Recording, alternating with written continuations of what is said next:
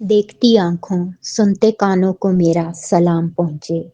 خطاؤں کا پہلو اگر ان گنت ہے تو تمہارے رب کی رحمت کا پہلو بھی بے شمار ہے۔ وہ آدھے ادھورے لفظوں سے سمجھ جاتا ہے داستان۔ اس کو فرق نہیں پڑتا کہ آنسو لائے ہو یا لفظوں کا اہتمام کرتے ہو۔ بے شک روزانہ اپنے بچوں کو گلے لگایا کریں، ان سے پیار کیا کریں اور بآواز بلند دعا دیا کریں۔ ان کی عزت ایسے کریں جیسے کسی بڑے کی کرتے ہیں۔ ٹوکنا یا گائیڈ کرنا مقصود ہو تو الفاظ کا چناؤ سوچ سمجھ کر کریں۔ یاد رکھیں آپ کی اولاد آپ کا سب سے قیمتی سرمایہ ہے۔ بے شک اور محبت بوجھ نہیں ہوتی، نعمت ہوتی ہے۔ محبت کرنے والے بے مول نہیں ہوتے، انمول ہوتے ہیں۔ قدر کیجئے، نہیں کر سکتے تو کنارہ کر لیجئے، مگر محبت کو اور محبت کرنے والوں کو ضائع مت کیجیے۔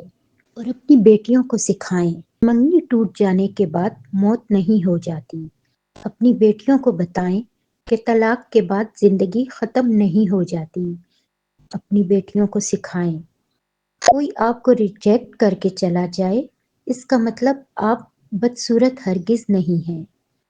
اور اپنی بیٹیوں کو بتائیں کہ روشنی سیاہی کے آخری چشمے سے پھوٹتی ہے۔ بیٹیوں کو یہ بھی سکھائیں کہ اپنے خوابوں کی تعبیر کے لیے کسی شہزادے کی ضرورت نہیں ہوتی۔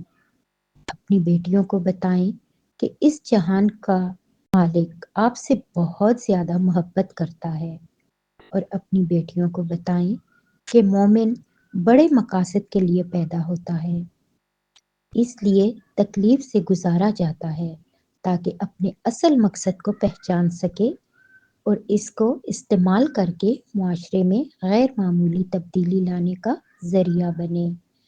اپنی بیٹیوں کو بتائیں کہ شہر مکہ آباد کرنے کے لیے ایک عورت کا ہی انتخاب کیا گیا، کیونکہ ایک عورت ہی میں صبر، یقین اور ثابت قدمی کا اتنا مادہ ہوتا ہے کہ وہ آزمائش میں بھی توکل، صبر کا دامن ہاتھ سے نہیں جانے دیتی۔ اور اپنی بیٹیوں کو بتائیں کہ اپنے اصل مقصد کو پہچانیں اور اس کے ذریعے فلاح پر قائم رہتے ہوئے ترقی کی منازل طے کریں۔